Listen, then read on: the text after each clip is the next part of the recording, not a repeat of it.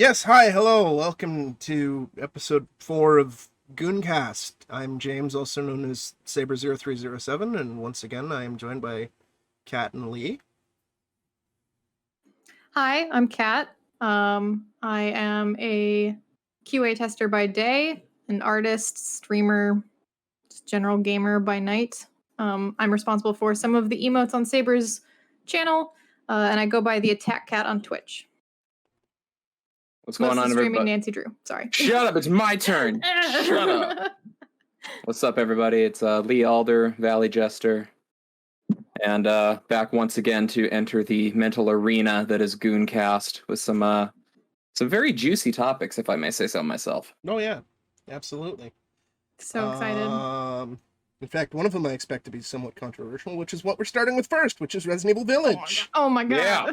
Let's go. Hell yeah. Yeah. I'm looking at Lee's Discord icon right now, which just happens to be extremely relevant to the discussion. Yeah. Yes, indeed. For the listeners at home right now, I kind of like that Heisenberg guy. I think he's pretty fucking cool. Just a little bit. A little bit, but Yeah. I'll gush about him later. Yeah. Overall, what are like first impressions of the game? First impression for me, outside of the fact that I think hardcore went a little too hard. Really solid first impressions anyway.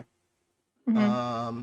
I was a little worried going into it that it was kind of gonna get more into action schlock, and it is definitely more action-y, but like the gothic horror vibes and the village aesthetic felt really nice, and I was a big fan of Resident Evil 7 anyway, so it was like slipping back into something very comfortable. Agreed. Yeah. The first 3 hours of my initial gameplay, basically to the dollhouse, were just almost flawless, I would say. Yeah, I mean overall my first impression of the game was, this is what a Resident Evil game feels like. Because I've been a gigantic fan of the franchise for years, but as an outsider, I've played bits and pieces of games here and there, and some like RE5 co-op with a buddy of mine. But Village is the first time that I've played an RE game to completion. Yeah, should we kind of go over a little bit what our familiarity is with Resident Evil in general first? Yeah, that's actually kind of what I was hoping we would do. Yeah, absolutely. There was mine. Okay. That's interesting.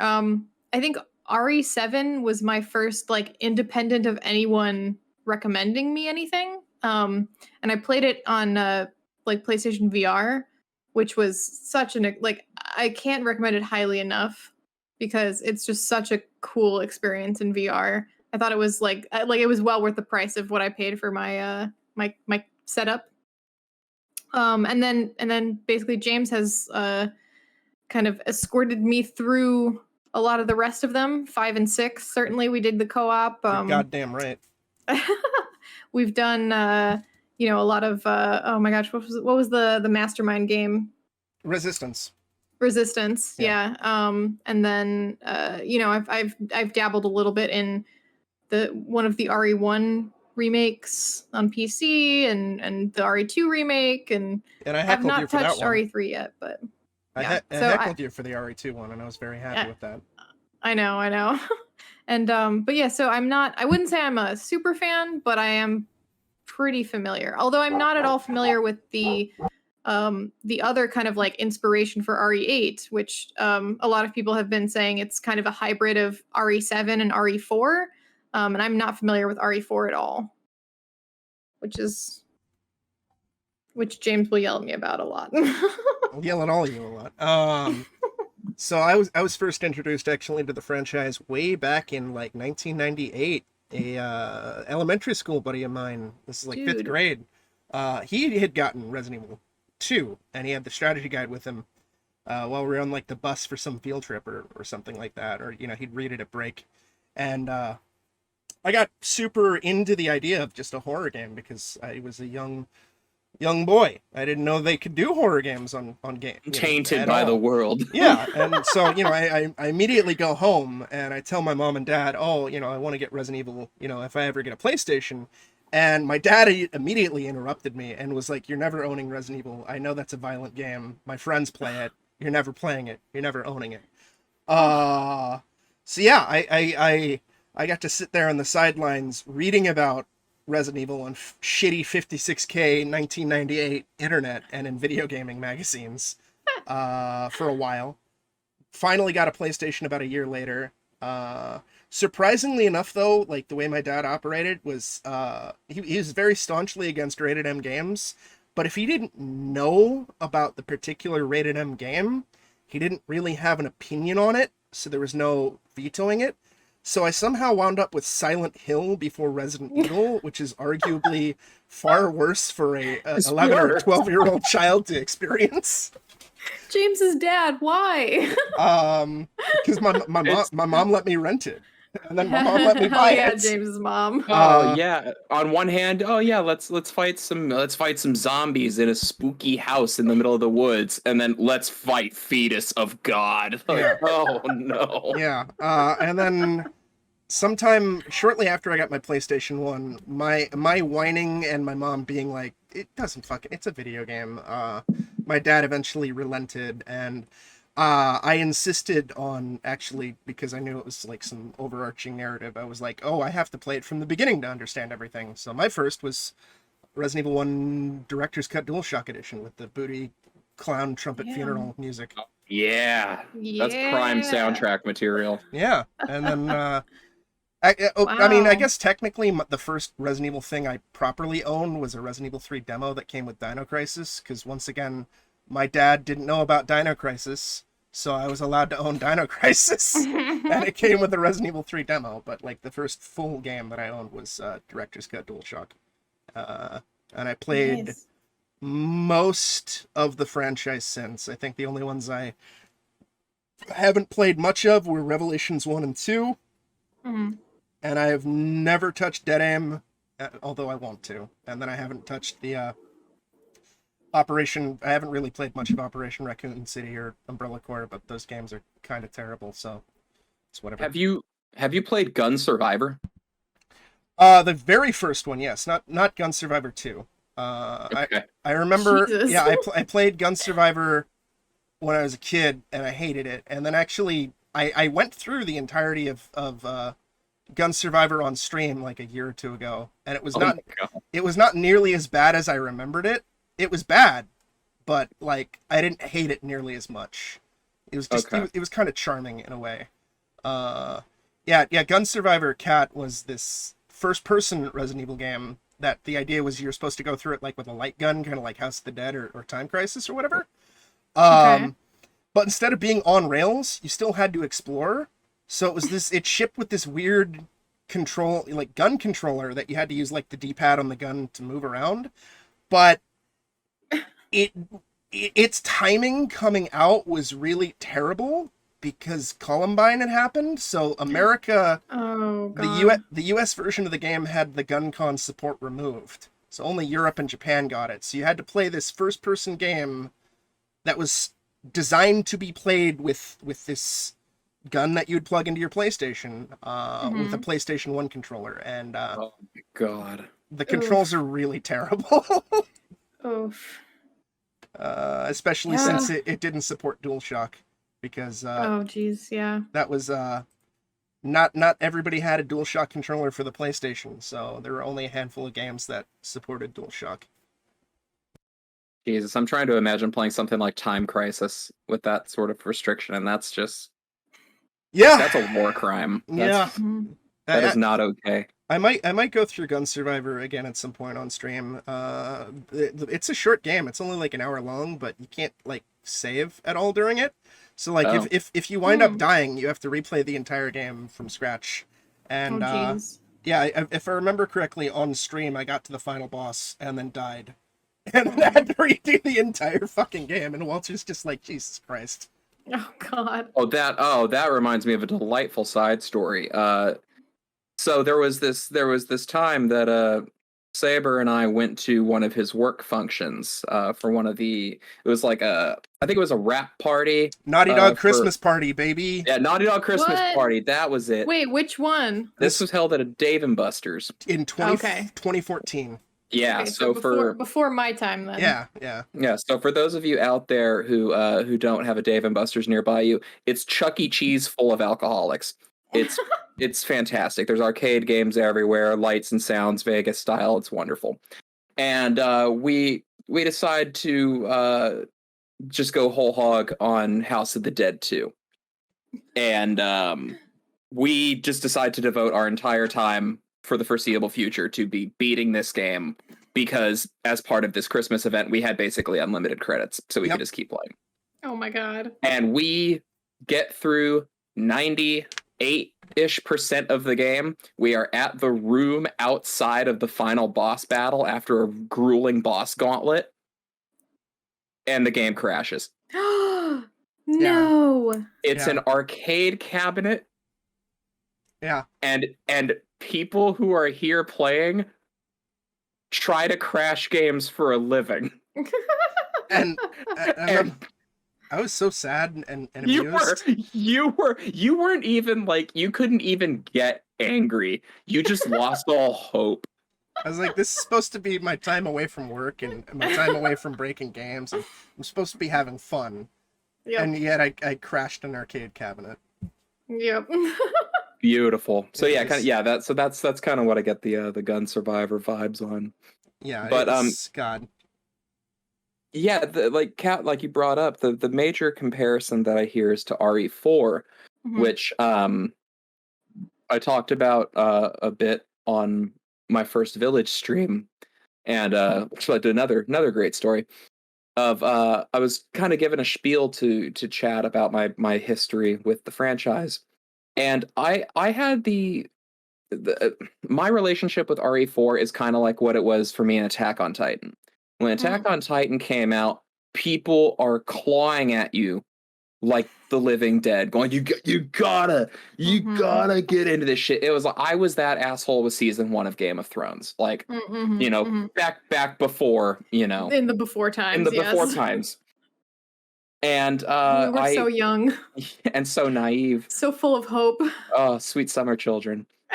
And I didn't want to play RE4 just because I had so many people like hounding at me about it. So while I'm going on this spiel, Saber is in my chat and goes like, "Oh my god, like he's never played RE4. That's a fucking crime. I'm gonna fix this." And he gets me RE4 on Steam, and I don't notice that I got gifted it. And then, apparently, what began as me trying to explain my relationship with RE4 turned into a fucking hipster rant about like how I was too good to play RE4, and Saber immediately retracts the gift. Oh, you said I was never gonna play RE4. I was like, well, if you're never gonna play it, I might as well refund it. You fucking hipster. Oh, some funny shit. Yeah. But Excellent. yeah, from everything I've seen about it, that's one of the things I wanted to bring up in our Village conversation was the theory that Village is the way it is because it's a dry run of RE4 remake. It's possible. There's some but speculation. I'm in the firm camp where I don't fucking want to see an RE4 remake. Because the original, like the main thing with remaking Resident Evil 1, 2, and 3 is they're trapped on older hardware and they really haven't been ported to newer hardware. So it was like it makes sense to remake it because Capcom, they ported it to the PlayStation 3 through the PSN, but that's it. They never brought them to like PlayStation 4, or they never made them digital download on Xbox or PC or anything like that. Resident Evil 4, while it did come out in 2005, because of the engine it's on, it's been ported to damn near fucking everything. Right? It was Skyrim before there was Skyrim. Yeah, and gotcha. It mostly, like, it pretty much holds up. Like, if you think Resident Evil 5 holds up, like gameplay-wise, Resident Evil 4 holds up gameplay-wise as well, because it's outside of the fact that there's co-op, it's virtually the same gameplay system. Mhm. Like I would much rather see Capcom remake Resident Evil Code Veronica, because that's like the last fixed camera angle tank control old school Resident Evil game that hasn't really been touched up at all. Like, Mhm. and it is a divisive title. Or I would We deserve Alfred Ashford in HD. yeah. Or like I would love for them to remake Resident Evil Gun Survivor in RE engine, just not as a light gun game, but as a fully fleshed out first person Resident Evil game. I think that could be cool. Hey. Like Gun Survivor, yeah, That's interesting. it may be a jank game, but there's like nowhere to go from up but up, right? Mm-hmm. Resident Evil 4 is one of those games that is like a de facto defining generational sort of game. Yeah. And which unfortunately does make it prime for a remake, because it you can does. sell it on the fact that it's this hugely influential and well-made game already. It does, So- but the second they start cutting stuff, which is most likely a strong possibility, just because the fact that it's like start cutting stuff or start changing stuff, that's when you run the risk of really fucking the entire thing up, because it is Sure. so immaculately you could- paced. Or you could get into Silent Hill HD remake territory, where Yeah. they fundamentally break the graphics so hard that it's just like, Yeah. how is this uglier than a PS1 game? Yeah, I heard the horror stories about that. That was just... I own it. It's rough. I tried. I've actually never played. I've never like played through both the Silent. This is kind of off topic, but never played through any of the early Silent Hills, because my friend who had like a PS2 was the one like controlling it. So I've seen them played, right? I've technically like couch co-op sat through all of them. I was never able to play because the only option I had was the HD collection, and I couldn't get through the first like opening scenes. I was like, I'm sorry, Harry, I'm out of here. Yeah, it's the little sibling thing of like, you know, yeah, sure, we can game together. You get the Mad Catz controller. Yes, it was. Yeah, it's... Which I was fine with. I back in the day, I wasn't big on, or I wasn't very good at controller-based games. I was mostly like, I grew up mostly PC, and even at that point, like not shooters, you know. So the less I had a controller in my hand, the better. Obviously, that's very different now. Yeah. But so getting back to RE8, I guess. Yeah. Does anyone want to talk about final like thoughts once we've gotten through everything? Because yeah, I'll let you two go first, because I might be the strongest opinionated on this one. Okay. All right, I'll bite. I have beaten this game 6 times. I adore about 85 to 90% of it. I've done a lot of the challenges. I've done the knife only run. I've done the under 3 hours challenge, hardcore, and sometime this week I'm going to start Village of Shadows, which I'm surprised at myself I haven't done yet. Mostly what I want to focus on with this is how refreshing it is tonally. RE7 got a lot of flack when it came out for switching to the first-person perspective. And at the same time, it was praised for the return to atmospheric form. Yep. Because there was the slow increase over the middle era of the games with like 4, 5, 6, that there was just this increasing action factor going into all of them. Because there was that massive boom that happened because of Gears of War, of the cover-based shooters becoming huge. And aspects of those started to trickle in to Resident Evil, with especially RE6 being notoriously the most influenced by that. It's actually a fun thing about that. Like, Cliff Bleszinski with Gears of War, like, the entire thing exists because of Resident Evil 4. So it's like Resident Evil 4 started that trend, and then it was just amplified because of, like, Gears of War and all the other, like, bombastic shooters that took influence from RE4. So it's like people like the action in RE4, people like other action, let's increase it from to 5. And then 5 was slightly less received than well received than 4, but still pretty well received, and it sold gangbusters. I believe at least I don't know if it still is, but it was at the time for like a decade or more the highest selling, best selling Resident Evil game of all time. Damn. Wow. I think even the best selling Capcom game until Monster Hunter World came out. Yeah, Monster Hunter World dominated. Yeah, and so Capcom was like, well, if we stick in even more action, it'll sell even more. And that's how we got Resident Evil 6. And yeah, which love it or hate it, you can't deny it was polarizing. yeah, it was very polarizing. But yeah, so 7 was the atmospheric return to form, and they wanted to put it in the first person perspective to really get you in there and like feel that sense of helplessness, which was nice coming off of the heels of 6, which was you know, with the monster that it had become. And so for 8, I was happy to see them stick with the atmosphere and the tone that they set up with 7. I was happy to see Ethan back. He grew into himself a lot in this game. I think as a character, he became a much stronger presence. But the reason people are going to play Village is because of the setting and because of the influence of the Four Lords, who are the driving antagonists of the story. The plot is divided somewhat evenly between the 4 of them, with a couple of them getting a little less shine, and one segment of the game that kind of goes off the rails. Yeah. I was gonna say of the split, I'd say probably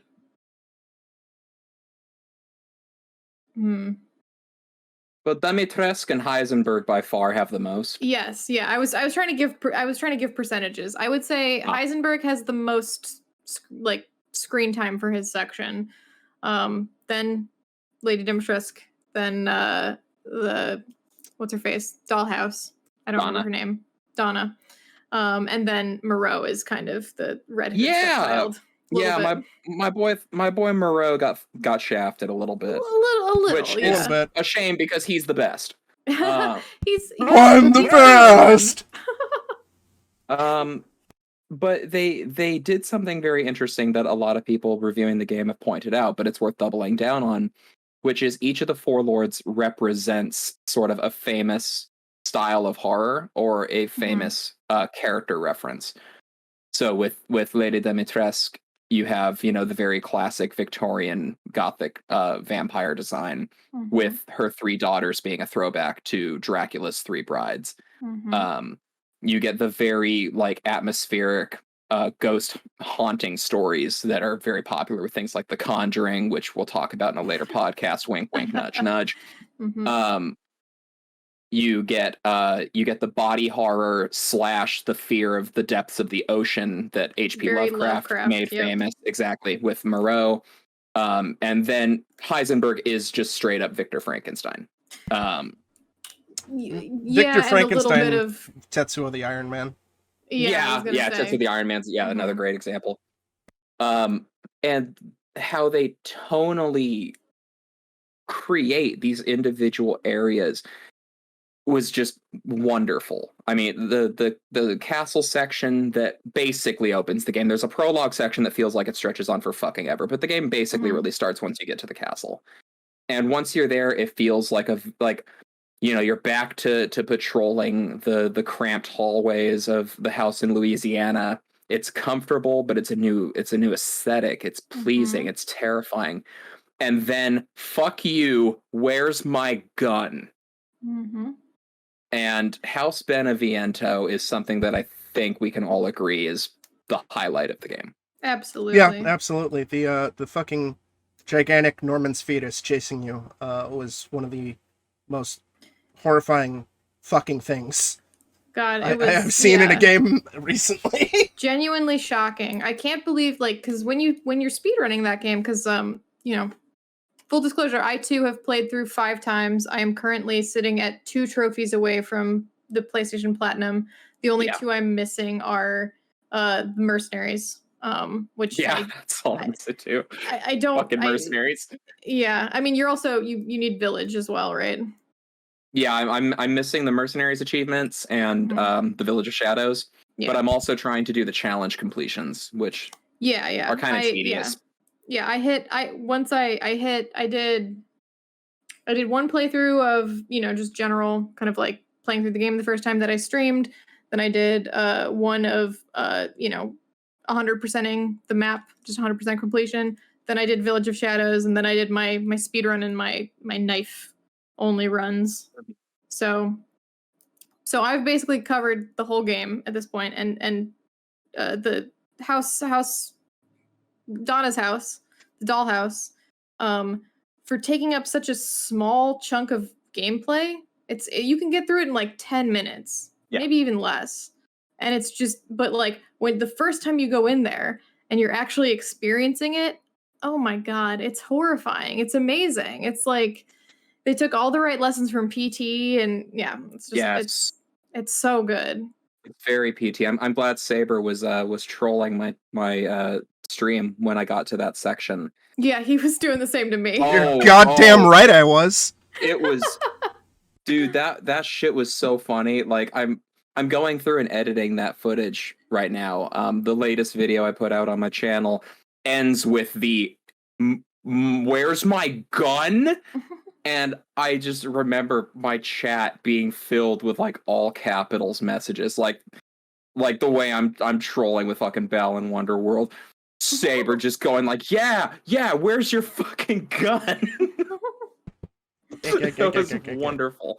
The pacing, the atmosphere of all that is fantastic. Then we get to the section, and then Moreau's great. I just wish there was more of him.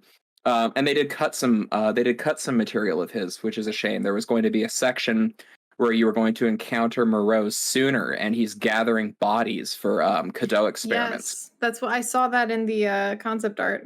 Yeah, which I thought would have been delightful. That would have been great. Yeah, maybe a section where like you have to hide amongst bodies of corpses, like piles of corpses, so he doesn't find you. That could have been cool.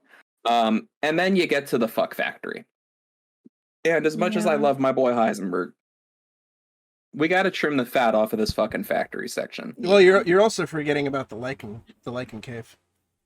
Oh yeah, the fortress with Urias. Yeah. I mind it so much. It's the most like combat heavy section of the game, but it just kind of drags. I don't think I would have minded it as much if then the factory had been a little tighter and a little more horrifying. Frankly, so not to cut the love fest off a little bit, but I agree with everything Lee has said up until this point. But I think the game did start to lose me. It started to lose me a little at Moreau because a lot of the fish parts specifically felt like the boss fight with what's his face in RE5. Irving? The guy who turns into a fish. Yes. The best Irving? Best boy? not best boy. Absolutely best boy. You two don't know what she's doing. James, you're making me look bad. You two are gonna get a load of my fish. The best. Yeah, basically picture Moreau, except for he sounds like a stereotypical New York gangster. Oh, I love it. Bones Malone. It's great. And he's and just the fish boys. He just keeps saying use, and it's great. He's a Wesker underling, and it's wonderful. Yes, it's great. But the the factory was definitely kind of like, on subsequent playthroughs, I definitely didn't mind it as much, knowing what it was. My first time through, I was a little bit like looking at my watch, kind of like, when does the horror come back? Because these half machinery men, these like technomancer zombies, they're kind of neat, but they're also kind of bullet sponges, and they just kind of pop out at you and chase you for a bit, and they're pretty easy to juke, and I don't know, just it lost me a little. Yeah, I guess maybe that speaks to kind of like what you were saying earlier, that not just are they kind of like direct not just are each of the lords direct references to literary styles of horror, but I think maybe they're also references to gameplay styles of horror and the sort of enemies are insanely hard to kill and really beefy and just one shot you, but like they're really easy to just kind of run around, and there's just a ton of them, and I don't know, I guess it's just not really my aesthetic and not really my speed.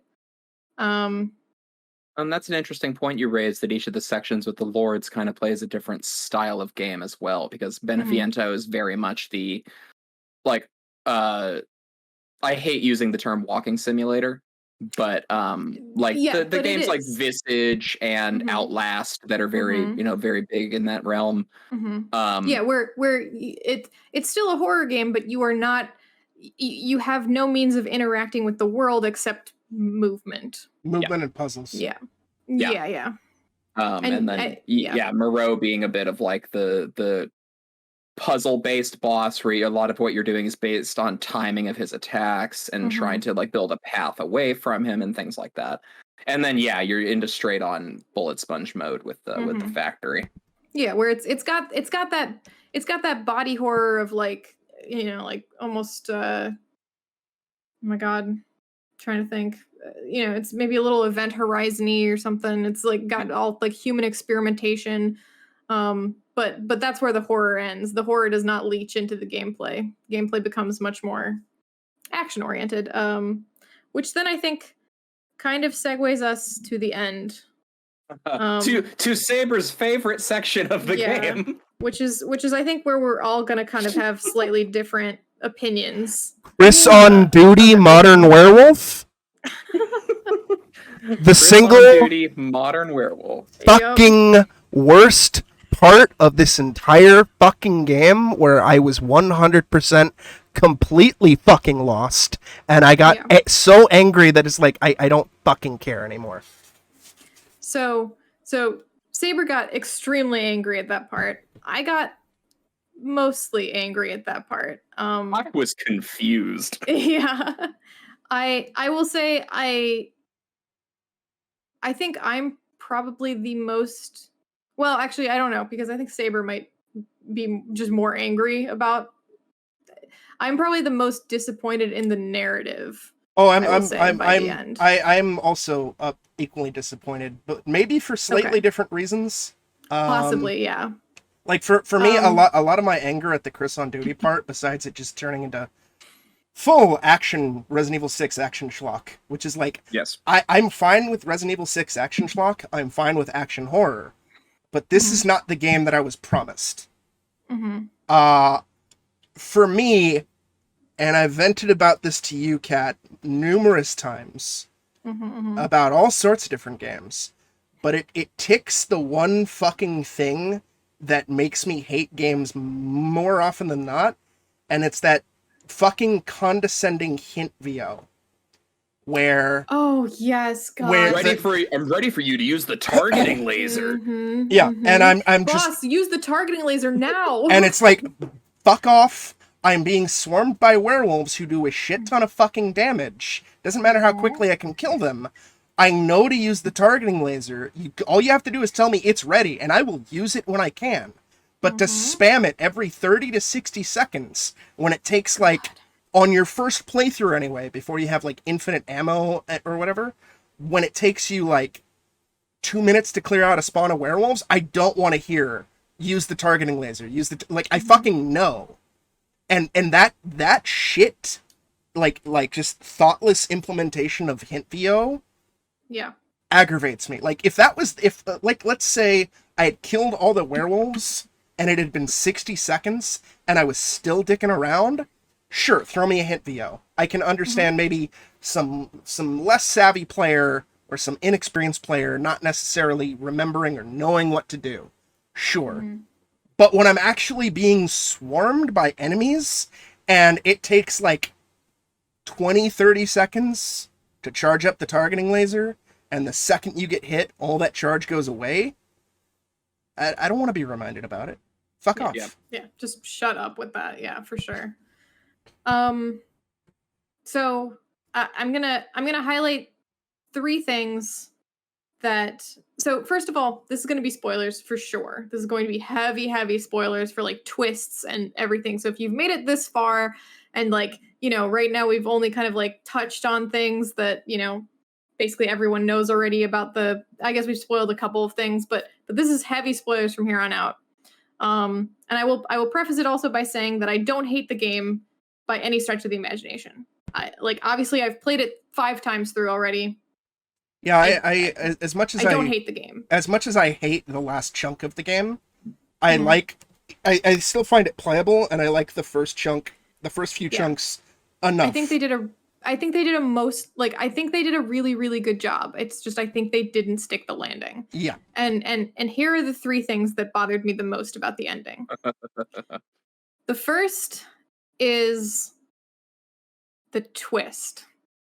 Okay. The big twist at the end. We're starting juicy. Okay. Yeah. Yep. Yeah. So, after you've defeated Heisenberg, so he's mutated into a giant tractor human hybrid beast, and you exploded I hate that boss. him. I fucking hate that boss fight. Oh God, have either of you played into a giant tractor? It's giving you a trash tank. It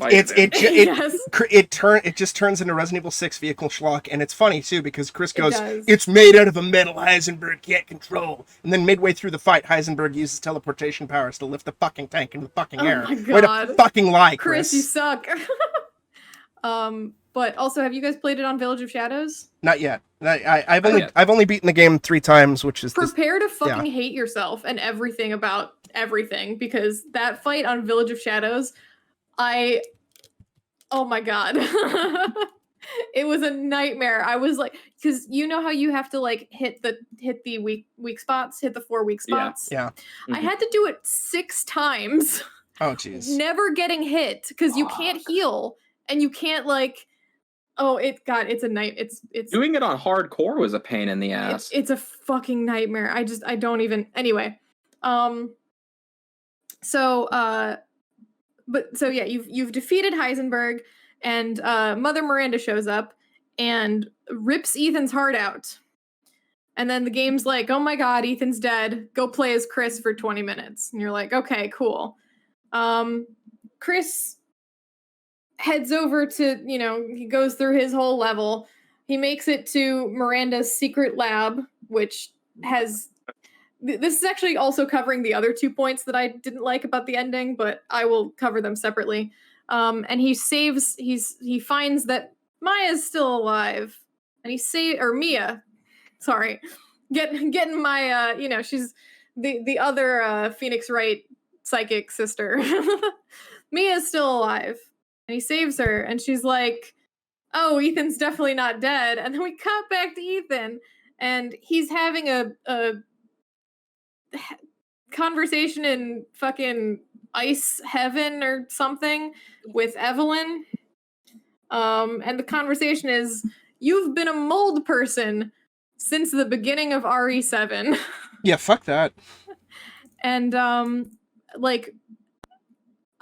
so I can see a world where that is a compelling revelation. I actually genuinely can. But what I feel like it is I feel like the dev team saw all the jokes that were being made about how crazy durable Ethan was, and they were like, oh shit, we need to explain this. How can we do it with 20 minutes to spare? Well, and at least for me, the moments where I would notice those things of like, oh, Ethan's a pretty tough fucking guy, I would suspend the disbelief, because I think my head just allowed the first aid medicine to be that busted. Yeah. Yes, like Lady Demetress takes off your arm in Act 1, and you fucking super glue it back on, basically. Yeah. But the liquid repairs your jacket. And so I thought, it's just some really potent shit. That was my shit from Resident Evil 7 when fucking Mia chainsaws your fucking arm off and it gets stapled back on and poured with first aid medicine. Or if you get the rare event where Jack Baker catches you, chops off your fucking leg and then gives Yep. you a first aid medicine and tells you, hey, put your leg back on. Yeah. It's yes. like I was already like, okay, yeah, sure. I mean, stranger shit's fucking happened. Yes, exactly. Like the end of RE7 is you fight a giant like mold face with a gun named after Albert Wesker. I'm like, who cares at this point that our protagonist is, sturdy? Not Yeah, exactly what you're saying, Lee. I was able to suspend my disbelief. It's not a thing that I'm tired of games and movies and TV shows seeming to think that the audience requires an explanation for inane shit that can just be, essentially hand waved by the narrative, by the suspension of disbelief.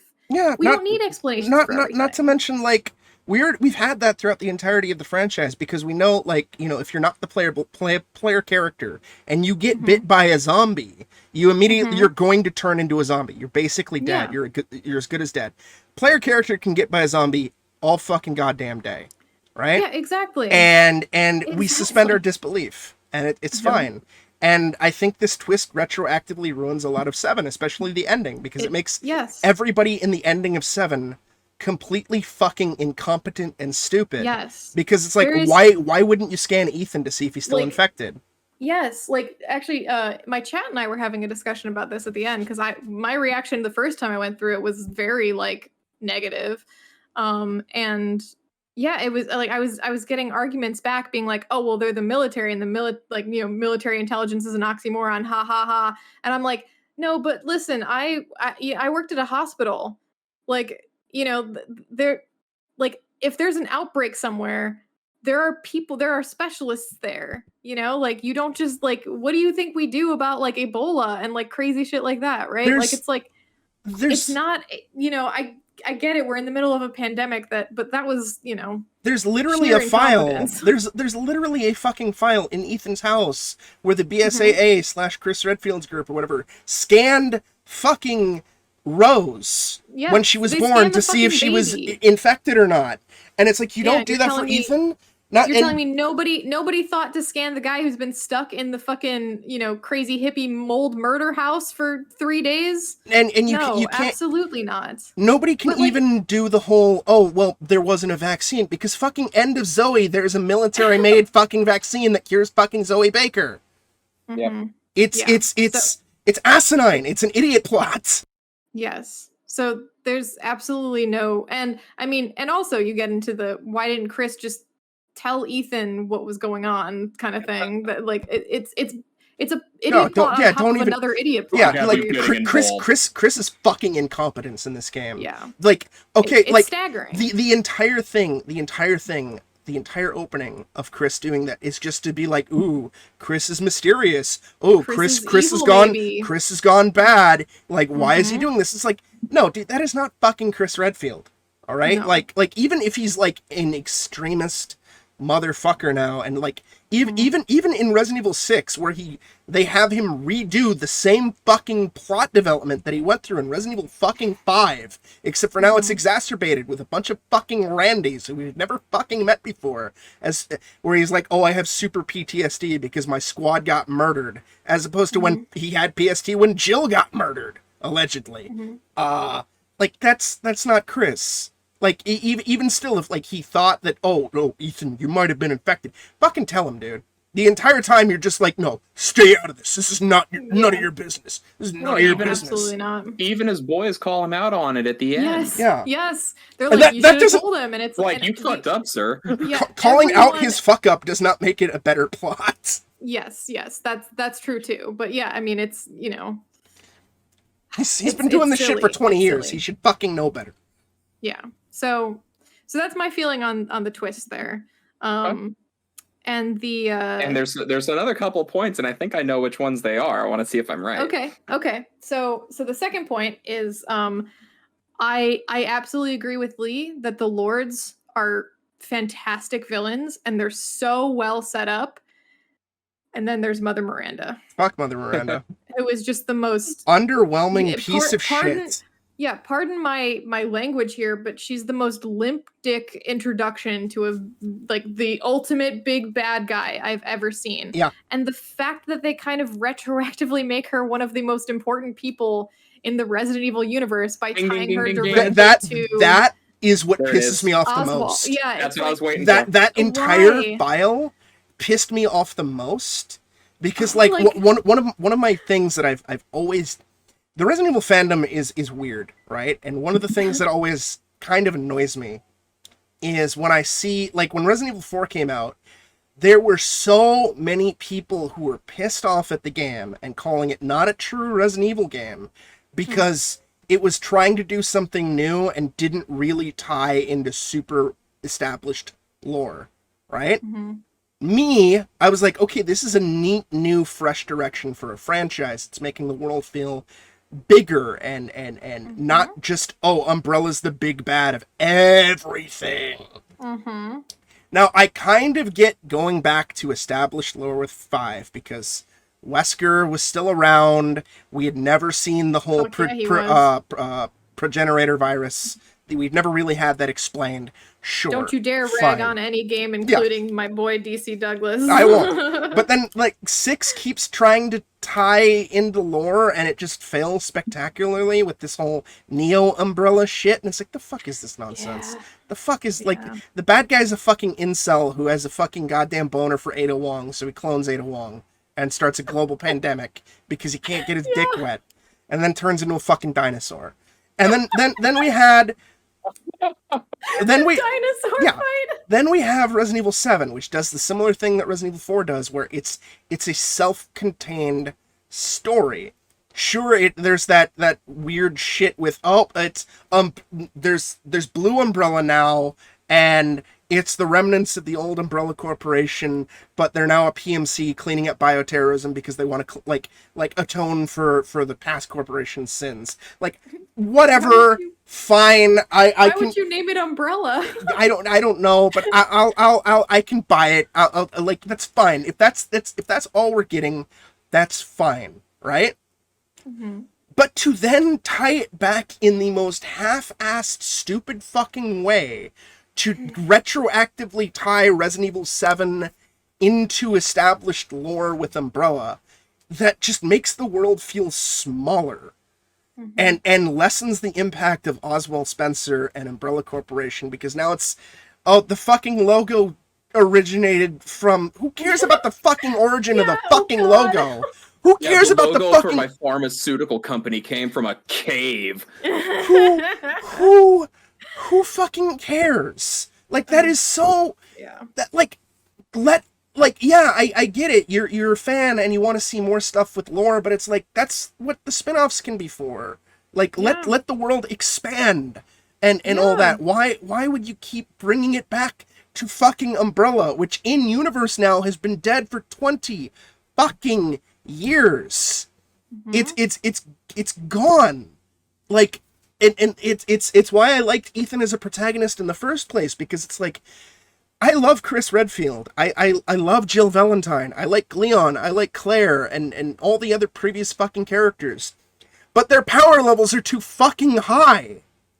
Yep. We know nothing terrible is going to happen to them when they go into one of these games. When you have a new character, it's the Silent Hill thing, where it's like every single game is a new protagonist. Yes. And it adds to the, at least in my opinion, the sense of horror, because it's like, you don't know what this person is capable of. They're not necessarily capable of shit, et cetera, et cetera, et cetera. And that was one of my worries about going into 8, because fucking we have Ethan again. And I was like, why do we need to have Ethan again? I like Ethan as a character, but his story was done in 7.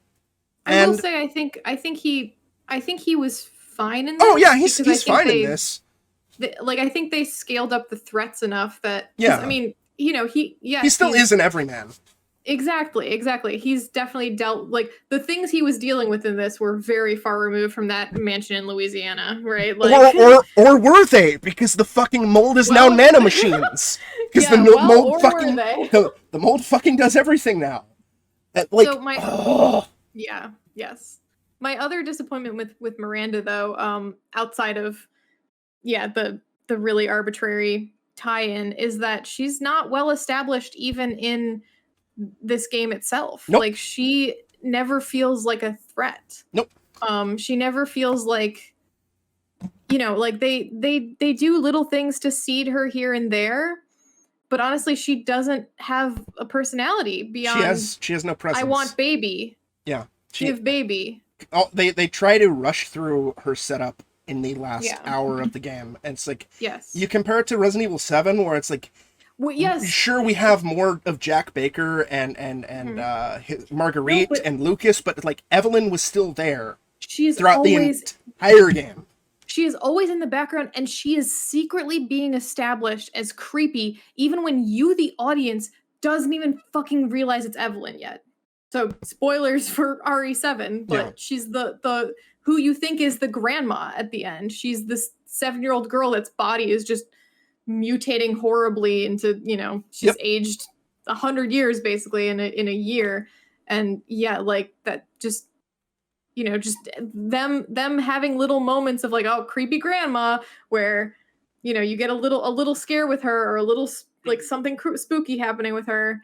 It's done so, or even just the moment in the where you're crawling through Evelyn's room, and you see the flashes of her, and they do such a good job of setting up their primary threat in that.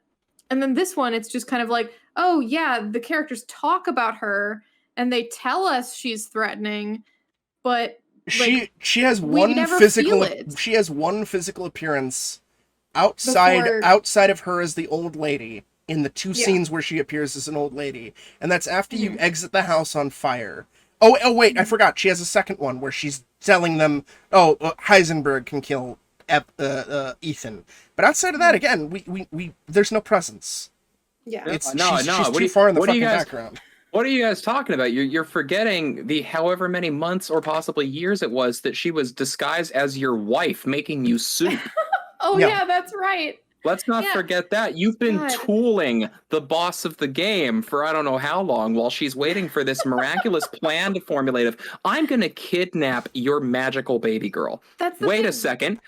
I could just do that when you go to work or go to the store and I could shopping. just kidnap the kid. No, I'm going to wait. Just, Ethan, I'm going to take the baby for a walk and then never come home. Yeah. Ethan, I'm gonna go pick up a pack of smokes. I'm taking Rose with me. Yeah, I'm gonna take Rose on a walk and then sprout her fucking bird wings and wee, and then you win, and then you win. And that's all this really silly setup for an idiot plot of Chris not telling Ethan that that's not your wife. Yeah, it's I really think that they came up with the idea of the idea of Chris Breaking Bad, but we can't make him actually break bad because he's Chris. That's Eisenberg's job. We can't. Yeah. We can't really have Chris go off the rails. But that'd be such a striking image to end our trailer on, and to start the game with. And then they wrote the plot around that scene, regardless of if it made sense. Yeah, that's what it feels like. That is what it feels like, and that's so. Before we get too deep in the weeds on this, I'm gonna briefly touch on the third thing that bothered me, which is slightly more minor than the other two. Those two were like the big things, but the third thing that bothered me is that the game forgot that Mia is a fucking BSAA agent. Yeah, she's a badass. Who is a trained? She's a trained badass who spends the entire game in a jail cell. Yep. Getting experimented on. Yeah. I'm just you guys needed to Here's the thing, you can I'm not saying oh my god, how dare you have her be damsel in distress here, even though that is definitely a thing that's pretty shitty, but for the majority of the game we don't even know that she's still alive. Yeah, so... we think she's dead until Chris literally stumbles across her. Yeah, exactly. So that's fine. I don't think there's any damsel in distress type thing here. But what I'm saying is you need a better excuse for her to be out of the game than just she was, you need to imagine if instead of Chris of Duty or whatever, we get a level as her. Yeah. Escaping the lab. That could have been interesting. That right? Yeah, and that could have maintained tonal consistency. As honestly, opposed to, again, Chris I would have duty. much rather had a moment of almost like a sort of a reprise of Dollhouse with her, no weapons, just trying to make it out of this creepy ass lab, and get back to her, her husband finally. And you give some excuse about why she couldn't break out earlier. It wouldn't be that hard to, ass pull something. Oh shit, according to some concept art and like pitches, they wanted to cram Ada in this shit too. Yeah, I heard about that. It's like, fuck off. They wanted to fucking cram Ada into this already overpacked fucking Oreo. So you know what? On your note too, Kat, you want to know what would have been even better too? Like, playing as Barry Burton. Well, sure. I'm fine with Ethan dying, right? Like just because like I like Ethan as a character, but like his death when he got his heart ripped out, I was like, oh fuck, like, that was I thought intense. That was gutsy as hell. Yeah. Make him stay dead, and the rest of the game you're playing as Mia. God, yeah, I'm sold. Yeah. Mia getting Rose back.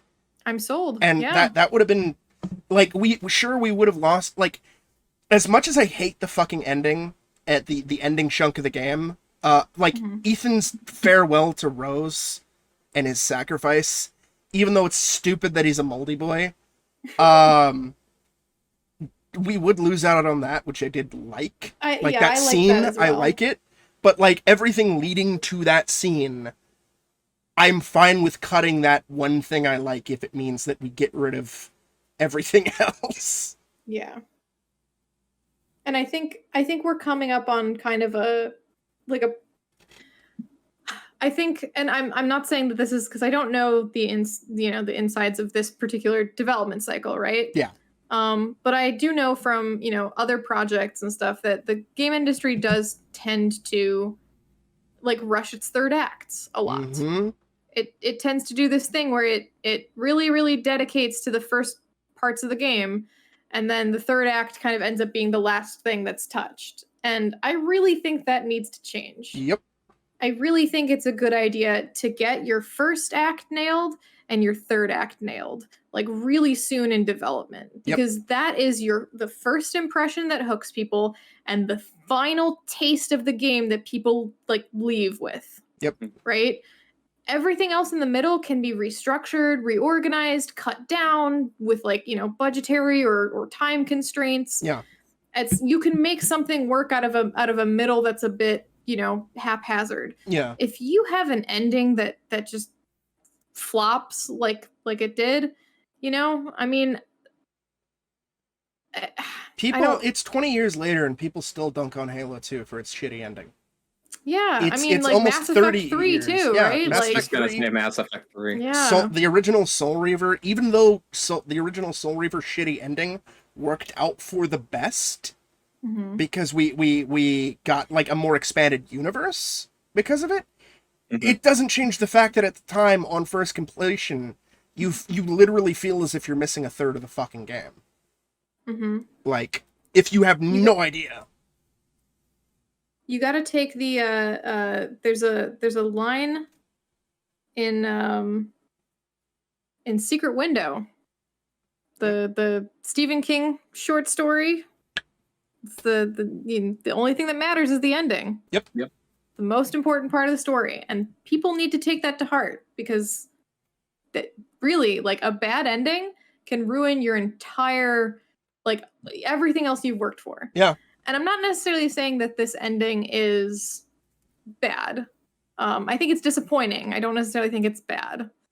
But it definitely left me with kind of because I genuinely, the post-credits scene, or the post-whatever scene of grown-up Rose. You mean Jocelyn?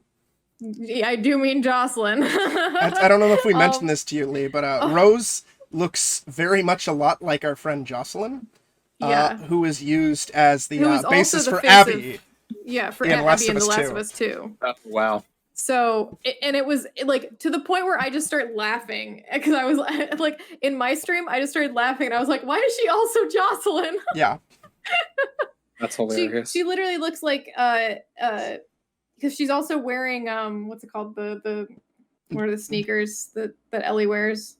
Oh, I don't know. Are they Converse? Yeah, she's wearing Converse. So I was like, she's Ellie and Abby put together as one character. Yeah. With superpowers. With superpowers. And she's wearing Ethan's jacket. Yeah, exactly. I'm also I'm kind of genuinely like intrigued by the idea of possibly having a Resident Evil protagonist with abilities in the next one. Resident Evil Jocelyn. I think that they're going to do something DLC related for Rose. Okay, you don't think she's going to be a mainline game? I would like to think that. I think Capcom is going to fall back on old reliables. That's my fear for a Resident Evil. I don't necessarily think that they couldn't incorporate like other Umbrella or previous folks or anything like that into her. I almost called her Jocelyn, into Rose's story. Like that's what I would hope, because also they talked about, I don't know if you guys I think on the vials of baby that you were reassembling. They mentioned something about like they need to get shots or they like age faster. Oh, okay. So I'm kind of thinking that she's aged in a much shorter time frame. Yeah, I was curious about that too. Given. Especially since That's she's supposed to be Evelyn 2.0, and Evelyn had accelerated aging. Yeah, so I think that despite the fact that she looks like a young adult, I think it's probably only been maybe 5 years or something since her dad died. That's an interesting idea. I didn't think about that. Yeah. On a side note, anyway. On a side note too, can we talk about how the BSAA is apparently secretly evil now, out of nowhere? Because they're sending bioweapons. They use tyrants. Yeah. Where Chris is a founding member of the BSAA, him and Jill, and he works for the BSAA throughout Resident Evil Revelations and 5 and 6, and is on loan from the BSAA to Blue Umbrella in Resident Evil 7, and at just arbitrarily between Resident Evil 7 and 8, and it hasn't been properly established unless it's written in some fucking note, Chris is mad at the BSAA, and they're now evil, and Chris's organization, because even before they realize that BSAA is sending in fucking bioweapons, Chris's team members make references to killing BSAA agents, and I'm like, Chris, these were your friends. What the fuck is happening? None of that was established. You can't just heel turn this so suddenly. Like, you need to actually kind of clue us in a little game on it felt like there's a game missing in between 7 and 8. Yeah. Don't worry, it'll be 7 a and 9. Yeah, probably. No. I mean, Capcom's not Konami, although Capcom does do Pachinko. Like it feels, the entire ending chunk of the game just feels so fucking rushed. And just wants to get to the end, and wants to do crazy bombastic shit with a villain that they haven't established, and it has no presence. A villain who hasn't earned it. Yes, Will put it the best. She's a random Final Fantasy boss fight. Yeah, in the middle of like. The one thing I'll give is I do really like her boss design. I love it. I mean, I'm a big fan of the weird, like biblical angel type stuff. Yeah, the quote real angel. Yeah. I love that shit. So that kind of shit I'm all here for. But I think so first of all, they kind of had a lot of misdirects with Miranda, right? Initially, there was the old lady. There was kind of a hint that there were witches around. And I was like, oh, are we going to get like some kind of Suspiria type thing going on a little bit? Like in the shadows? I was like Mother Miranda being the, what's her face? Mother, oh gosh. It's another Mother M name. From what? In Suspiria. I never saw it. Oh, really? Well, I should say I haven't seen the new one, and I haven't seen the old one in years. Mother Marcos. Mother Marcos, thank you. Yeah. I was like, if she's like a Mother Marcos type figure, I'm fucking like sold, right? Like immediately I was like, yes. And obviously they didn't go with that, and I'm, not going to be disappointed that my, just kind of like reading into it from other media I've consumed didn't pay off. Like, that's fine. But then, they also, even though I think that would have been a much more intriguing thing than what we got, they also didn't really hint at her true nature at all. They didn't hint at her long livedness, and they didn't hint at that biblical angel kind of like form that she takes at the end, right? Yeah. It was just kind of like, okay, she had wings in the meeting, right? But like, why not have like motifs of her hidden somewhere, or like, some kind of crazy, like, I don't know, you find some crazy cult ramblings or something of pages of just like wings with eyes drawn, like, I don't know, something creepy and weird and, that sort of thing. Instead, we get the fetus stuff, but then that's it, right? Like, it's I don't know, I feel like they could have gone a little more in on the weirdness with her, because they weren't doing because like with Lady Dimitrescu, right? It's a reveal that, oh my god, she's a horrible flesh goblin dragon at the end. She was. Yeah, she was. But like, like I didn't need a setup for that, right? That was a great twist. That was a really fun twist where you were like, oh shit, oh shit, oh shit, right? Mm-hmm. Yeah. But I feel like your final boss being like you don't do that twice, right? Like, do something else. Like, looping back onto the like nanomachines comparison thing too. Like, I was it's my general problem with even the entirety of the game in hindsight is the fact that the mold is now capable of just basically doing and being everything. Like, it in Resident Evil 7, it creates moldy boys, and creates what Jack Baker and Marguerite and Lucas turn into. And then in Resident Evil 8, creates werewolves and vampires and bug ladies and possessed doll lady and H.P. Lovecraft fish monster and Tetsuo the Iron Zombie and Trash Tank Heisenberg and Angel. And I remember somebody in chat was I think it was Matt was like, well, it's supposed to be it was modified in Resident Evil 7. The mold was modified, but it's like they deliberately say as a line of dialogue, it's like 99.8% similar to the mold found in Louisiana. So it's like, you're telling me that 2% different, that 0.2% difference causes that 2% outlier is werewolves. Yeah, it's like, fuck off, man. Like, but like, that's the other thing. Like, why'd it have to be fucking? I didn't need an explanation for the mold. I just thought it was some bioweapon. Mm-hmm. Like, so you mean to say you're not liking this? No. All right, well, that's the stream. That's the podcast. That's the end of the podcast. I'm gonna kill myself now. Yeah, and it was the same problem that MGS4 had, where Hideo Kojima had written himself into a wall. He was trying to wrap up the entirety of Metal Gear so he could make this truly the final Metal Gear game, even though that was a fucking lie because he made 2 more. And wrap up the story of Solid Snake. I was like, well, how do I explain this? Oh, nanomachines. Well, how do I explain why? Nanomachines. How do I explain this? Nanomachines. Like, that's the explanation for fucking everything. Like, Metal Gear Solid 2 has a bit where you're confronted by Revolver Ocelot, right? And he's this antagonist who's from Metal Gear Solid 1, and he's like the king shitheel. He's such a great fucking villain, right? And midway through his appearance in like the prologue chapter, all of a sudden his arm starts freaking out, and it's like, it's a new arm that he had grafted on from the Liquid Snake, the big bad of the previous Metal Gear game, right? And all of a sudden he's possessed by Liquid Snake and is speaking in Liquid's voice. And it's fucking wild and bonkers, and you're like, what the fuck is happening, man?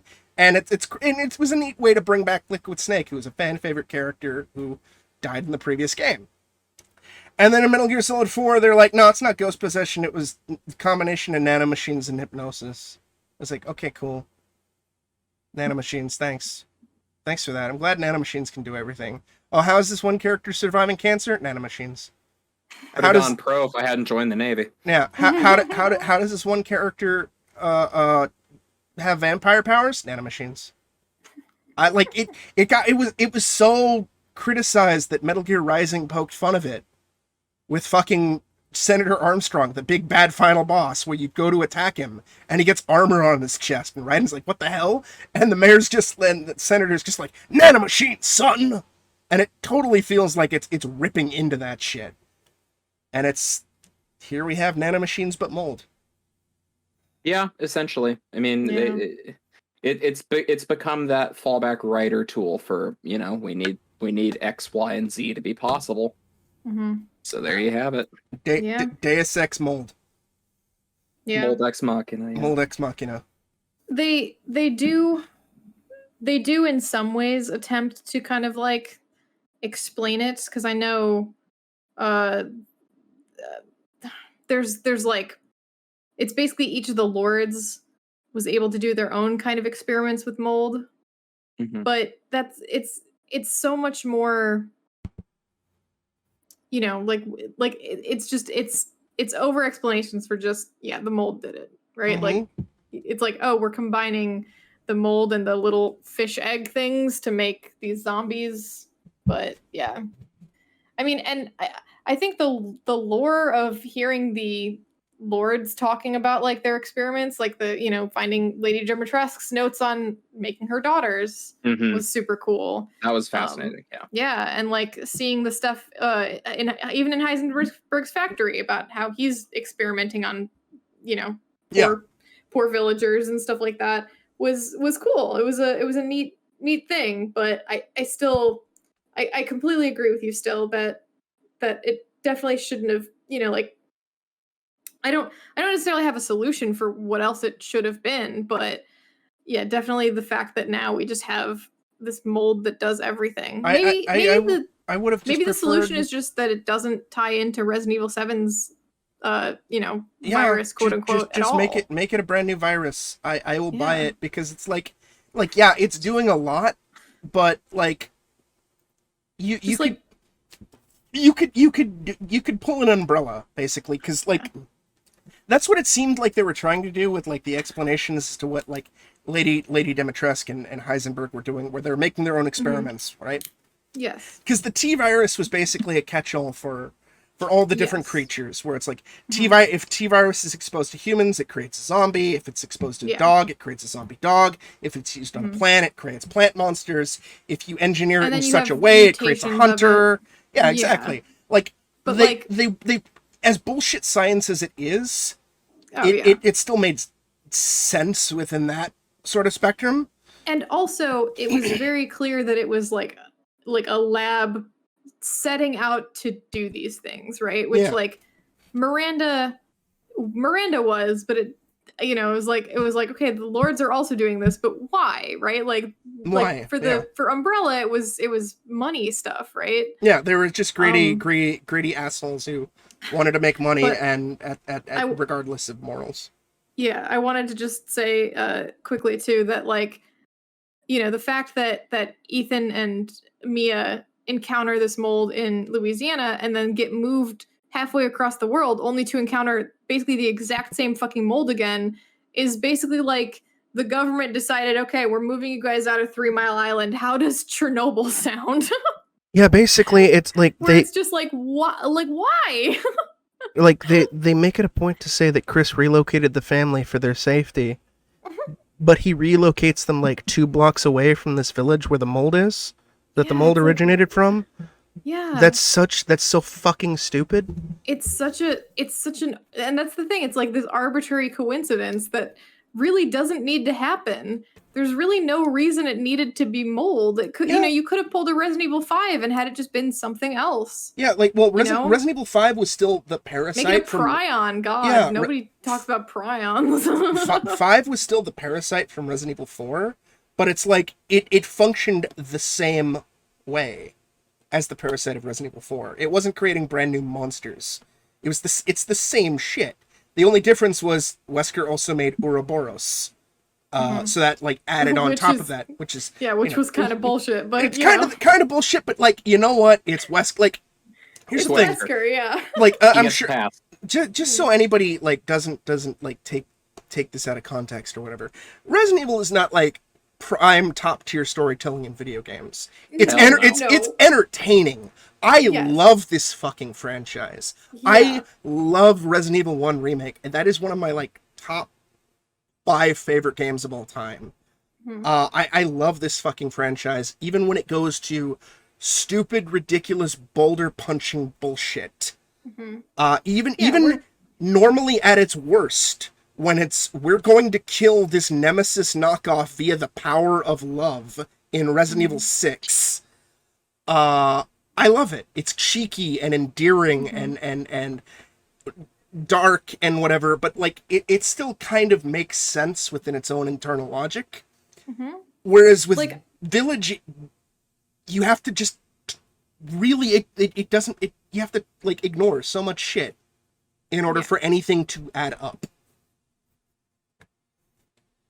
Yeah, and I think also, you know, because my gateway was Resident Evil 7, like, you know, I never expected, right, like award-winning writing from this franchise, right? But I think 7 still did an amazing job, you know, like it was never anything like, oh my gosh, like the best written game of all time, but it was tonally consistent through the whole thing and provided a satisfying conclusion by the end. Yeah. Right? Like the twist that Mia was actually a badass secret agent tasked with taking care of an experiment that gets out was awesome. Yeah. It was such a cool thing to see, and then to you know, understand the ramifications of it and to have to deal with that at the end. Yeah. Like, it was well paced, I thought. I know some people have said that the whole Evelyn fight at the end kind of jumps the shark a bit. But yeah, frankly, when I played it the first time, I really didn't notice it. So I expected basically to keep that sort of consistency between RE7 and RE8. Absolutely. That the tone remains the same throughout, and we get a satisfactory conclusion. And unfortunately, for RE8, I was left wanting on that front. Like for me, I do think the third act, shortly after, or like not even the third act, but the last chunk of the game after you play as Mia and you go back to Ethan through the caves, kind of falls a little bit, but I can forgive it because everything else up until that point is so fucking strong. I'm not really a fan of the final boss fight, since I thought it would have been more thematically powerful if you just injected Evelyn with that serum and it kills her. Like, I thought that would have been a much more thematically satisfying ending. But, I definitely don't disagree there. But that boss fight also doesn't ruin the game for me. Yeah. Whereas Chris on Duty Modern Warfare really fucking... Modern Werewolf, yes. Not every game like this needs a big bombastic final boss encounter. Yeah. BioShock Infinite is a great example. The final boss is a gauntlet. It's a tower defense game. Yeah, it's a gauntlet. Now, like if I had my way, like to armchair write this for a second, Miranda's kind of a dud. Make Heisenberg's treachery successful. Make Heisenberg succeed in killing Miranda. And then you can have Heisenberg be the final boss with a better setting. Listen, and not as a junk tank. I'm not saying you're biased, but hey. And then like, he fucks off with some plan to like go be the villain of 9. I don't know. Yeah. But then like the final grind, the final boss in quotes, is like escaping his factory as it's like going nuts and like destroying the village around it. So it becomes backtracking from the factory to the start of the game in one mad dash. You mean kind of like the Lycan. I was gonna say thematically it would be a mirror to that opening of when you get to the village. There you go. That would be that would be cool. And then you've got Heisenberg set up, as like the main baddie for the future. You don't have to deal with Miranda and her bullshit. It would have been you don't have Chris on Duty Modern Werewolf and some fucking Randy NPC condescendingly telling me to fucking use the goddamn targeting indicator. Yeah. Would have made the Chris section mercenaries. Yeah. Why stick couldn't Chris it have and been mercenaries. Sheva? Oh god, I miss Sheva. I love Chris, but like, give Sheva a Here's the spinoff. thing. Here's the thing. I would have maybe forgiven Chris on duty a tiny bit if Sheva had been one of the people like one of the overlord people helping him out. One of the dogs. Yeah. Yeah. I'm like or just the person in his earpiece feeding him, information. Yeah. And hint VO to be fair. Yeah, bring in another fucking character. Like bring in Sheva and Barry. Fuck it. Why not? Yeah, why not? Fuck it. If you're gonna go crazy at the end, just go all in. Like that would have been actually like I would have forgiven it a little bit because I'm like, oh hey, you're doing this. That's kind of hilarious. Instead they still tried to keep that the tone of 7 while amping it up suddenly to RE5 basically. Yeah. Which just wasn't for me. Yeah. Yeah, If you again don't at least don't get me wrong, and I'm sure Kat and Lee, if you love Village all the way through, we're happy for you. I'm happy for you. Like, hell yeah. Like, just because I think the game kind of shits the bed, it's fine. Mm-hmm. It's fine. Like what you like. I don't hate Village. It's definitely not one of my favorites, even though throughout the bulk of the playthrough it was going to be one of my favorites. I don't really do numerical scores anymore because I think it's kind of pointless, but like it's definitely further down the list, probably sandwiched in between, because I'm not the biggest fan of OG RE3. I don't know, just it's fine. I like it, even though I love Jill and I like Nemesis. I like the concept about it more than the execution. So it's like under RE3 but above Code Veronica. The only stuff lower than that is like RE6, Survivor, and then Gaiden. And Gaiden is the only Resident Evil game that I think is like an absolute piece of shit. Okay. Like you're ranking it way lower than I would actually. Yeah, I that's why I was like, I think I'll go last because I think I'm the most strongly opinionated. Yeah. I while the ending does disappoint me a lot, again it disappoints me. I don't necessarily think it's the worst ending it's definitely not the worst ending I've ever experienced in a game. It's also, by and large, for a good 3/4 of the game, I had a fucking blast. Yeah. So I would still rank it up there. I think 7 is still probably my all-time favorite. I would still probably rank it like below, like it would be below that, but I might still pretty high on the list. I might rank it higher one day. It's just that the competition's really strong, and it's been a month since the game came out, so my reactions and thoughts about the game are still pretty fucking raw. Yeah. Like it's not quite Metal Gear Solid 5 disappointing, where I lose all hope and hype for video games going forward, but it was disappointing for me. Mm-hmm. And for the record, my Lee? top 5 are Resident Evil Remake, OG RE2, RE4, OG RE1, and Resident Evil 7. Okay. Lee? I'm gonna keep working on my Heisenberg cosplay. Mm-hmm. Do it.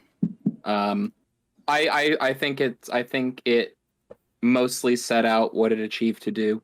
It accomplished what it sought out to do, rather. Yeah, I agree with that. Yeah.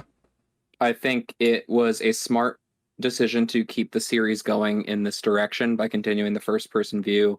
Oh, I agree. Fleshing all that out. I am very hyped for what they want to do going forward with either DLC or RE9. As especially they're starting to kind of distance from these storylines being completely associated to RE8. Like, it's officially just called Village, Resident Evil, and they put in the 8 Roman numerals as kind of like a wink. Mm-hmm. So, like, I don't know how long they want to keep associating this new story with Resident Evil. I believe they did the same thing for Biohazard as well for 7. They stuck the 7 in the logo, but officially it's called RE7. Whereas Village this officially is there's Village. Yeah, officially, like that was one of the things when they did the whole, when I got approved to do the whole Capcom stream thing for the Resident Evil Village stuff, they explicitly said, do not call it Resident Evil 8. It is not Resident Evil 8. It is Resident Evil Village. Okay. Interesting. I still Yeah. I still see it as Resident Evil 8, unless they claim unless like there's an 8 that comes out later. But yeah, I don't know. So I think overall it's very good. It has a surprising amount of replay value. Yeah. Yeah, I mean, even though it's just a bunch of bonkers, infinite weapon unlocks and shit like that, it feels super good. Tonally, it's one of my favorite settings that I've had in a long time. Agreed. I'd like to. It's weird because like I almost want to see more material from that universe, even though it's not gonna happen. I shouldn't say universe, I should say setting. Like I even though it would be the same thing over again, like I was drooling at the idea of like everything from the beginning of the game to the end of Castle Dimitrescu being a novel. Oh my god, yes. Because that just would have played so nicely in that sense. Genuinely treating Dimitrescu's Castle as like just a 3-hour standalone game, I would replay that shit forever. Yeah, absolutely. That was one of the things that kept me going back to restart my playthroughs. Was I was like, oh man, I get to experience that part again and the dollhouse again, and I'm like, yes, that's worth it to me. Like Castle Dimitrescu is very much kind of it's quintessential classic Resi, with like the puzzle box nature of the castle. Like it's Spencer Mansion, it's the RPD building, it's the Baker Estate, where like that to me is more like a lot of people are like, oh, it's not Resident Evil unless the camera angle is X. I was like, fuck that for me. Like it's the design of the level, and like I love Castle Dimitrescu because like I like that Metroidvania horror feel of just untangling and unwrapping the environment. Like it doesn't feel like backtracking to me because you're always still accomplishing something. Yeah, so I'm the same way. I don't like to assign numerical scores because it's tacky. But Village was extremely solid. I'm definitely going to keep playing it sporadically throughout the future until new material comes out. And I would like to pat myself on the back for having this entire hour and 20-minute discussion without once talking about Lady D walking on me. Lady D's mommy milker, which was the entirety of my fucking goddamn Twitch chat. Yep. Oh, with man, that being said now, and with my thoughts on the game concluding, I want to motorboat the 9-foot-tall vampire. Excellent. Yeah. Oh man. That's one thing I can definitely say is like, even though I don't like the ending, I'm still gonna replay Village. Yeah. Like it's out. Like I said, the only Resident Evil game I flat out hate is Gaiden. I'm gonna platinum Village. I'll still probably play it even after I platinum it. I don't know if I'm gonna platinum because I don't know about those Merc trophies. I'll let you know how bad they are, or Lee can if he gets to them first. Like I'm just backlogged with fucking Balan and Nier and Shin Megami Tensei and other shit. Yeah. I'm heading off into God. We're not doing a Balan podcast. Hell yeah, we are. I mean, that's not up to you, James. I mean, it is up to me. I have control over the record button. That's true, you do actually. James just starts muting both of us, Lee. Yeah, he just won't show up. Yeah. As soon as we even mentioned the Balan, he's just like mute. I was telling you're on cooldown 5 minutes. Here's the thing, Lee. I was telling Kat about this. I was pretty convinced I was close to the end of Balan. I'm not. No end of Balan. I'm not, because what? I'm not close to the end of Balan. That's why. That's another reason why I've been so lazy about finishing it. James, obviously your punishment must be more severe. It will, but like, so Lee, I'm the author of all your pain. I told Kat this already, but basically, like, there's 12 worlds, right? And I was like, okay. I only have like 3 more worlds to go, and then I'm done with the game and I get to the final boss. No, once I clear world 12, each world gets a brand new stage. Oh no! That a previously unseen stage. So I have. Oh no! So what I thought was 9 more levels is actually 21 more levels. Oh! Oh, you're suffering. Oh, I can taste it. And that's part of the reason where I was like, I'm so mad. That game, like, I like when I was playing Unearthed, right? Like Unearthed is a janky game, but I can see they were trying. They're having fun. They're doing what they could. It has passion. Or Illbleed. Illbleed's a fucking hot mess, but I love Illbleed. Illbleed is It's our got- hot mess. It has charm. It had a great design philosophy behind it. It just was executed so fucking ridiculous. Ring Terror's Realm is a tire fire, you know? But it has its charm.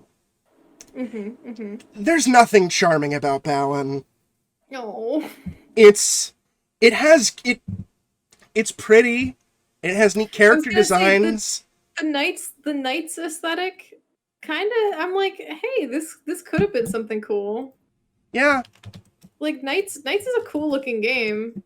Yeah, Knights is a cool looking game. Like the aesthetic and how it looks is cool, but just again the fucking 80 fucking hats and the condescending control scheme and the fact that because that's the thing, Kat, remember how I told you that all of the enemy placement and item pickups were done by AI? I learned that from the Matt McMuscles video. The What Happened. Because he did a What Happened. What Happened yet? Yeah, it's a great episode. It's a great episode, cool. and it really explains a lot as to why Balan is the way it is. And Balan was not a game that, unlike a lot of the other games that are included on What Happened, where it's a rocky, rough development cycle. No, this game was exactly everything they set out to do from the get-go. Oh, And that's hard to hear. That's part of the reason why I'm like, that's one of the reasons why I hate it so much, is because it's rotten core game design philosophy, and the team should have known better. Like, certainly a team's experience is that, or well, I mean, I know Yuji Naka's experience. I don't know how experienced necessarily the people working, but maybe it was like a Lucas thing. Maybe I don't know. Can't tell the Emperor he's got no clothes, kind of thing. I don't know, because it's I get they want to make a platformer that anyone can play, but that's virtually every platformer. That's what Super Mario Brothers is. Yeah, my God, like thinking that Mario is too complicated, like kids pick up Mario instantly. My godson. Yeah. My godson just turned 5 at the end of February, and he has been obsessed with Mario for the last year and a half. And he has played and beaten to completion every 3D Mario game. And he is better at them than I was, because I haven't played them all in years. Years and years and years and years. And he's a very inexperienced gamer. He's only been playing video games for a year and a half. And he's great at Mario 64 and Sunshine and Odyssey and Galaxy and 3D World and Bowser's Fury. And if a 5-year-old can do Mario, not every kid is created equal, sure, but like add more depth than just this, like something that nobody can get any experience out of. It's like the difference between what I used to say, like early DreamWorks movies and Pixar, where it's the difference between a family movie and a kids movie. A family movie is something everyone can enjoy. A kids movie is some cynical product designed to appease kids who don't know any better. Yes. Like the Emoji Movie, I would call a kids movie, because like, oh look, it's cute emojis, but like nobody's gonna fucking remember that shit. Nobody's gonna remember that shit. How much of a disaster it is. Yeah. Whereas like something like Toy Story or Finding Nemo or How to Train Your Dragon or Spirit or whatever, like those are movies people like as a kid I think will stick with them, and stuff that adults can enjoy as well. That's the thing about a lot of media is don't underestimate your audience, just in general. Like you can have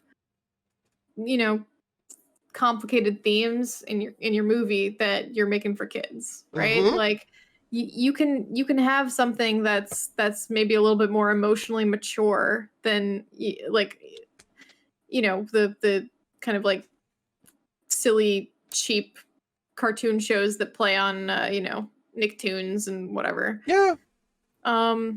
You can do that. I also just like from my own experience, back when I was in game dev, like independent game dev, like at Hopkins, we did a lot of like testing with random people. We had a motion control game. A lot of people would test it, and the people who picked up our motion controls, which were pretty complicated, honestly, like they weren't like easy to get used to, but the people who picked it up the fastest were kids. Yeah, that So it's checks just out. like, yeah, like they like kids. In fact, there's plenty of like neurological kind of basis for kids are quicker learners in a lot of different ways, especially when it comes to like learning like motor control of something. Yeah, in some cases It's like all that, neuroplasticity and stuff like that.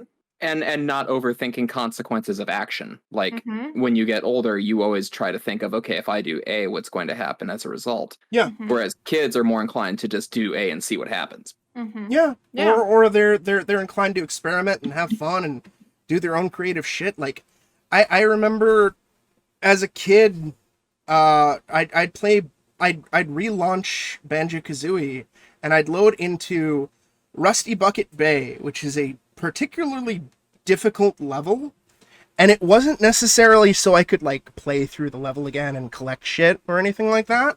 It was more just it took place on this boat / cruise liner, and me as a kid, I just enjoyed exploring the boat and pretending that I was sailing and shit. And it's like, that's not the point of the game, but I'm having fun jumping around this fucking boat cruise liner thing. The point of the game is having fun, and that's how you chose to do it. Mm-hmm. Yeah. Whereas Balan, the point of the game is to suffer and and fuck you for No, but wanting like- more than one button.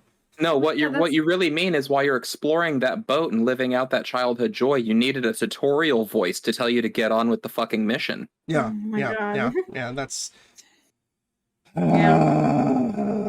Yeah, like I definitely applaud the games industry for moving in a more accessible direction, but there is good accessibility and bad accessibility. Yes. Right? Mhm. And I think Balin is a really good example of bad accessibility, where they think that simplifying things to the point of it just being nonsense game design is a good thing, where it's just Yeah, like that right. doesn't help anybody. Nobody wants to play like that.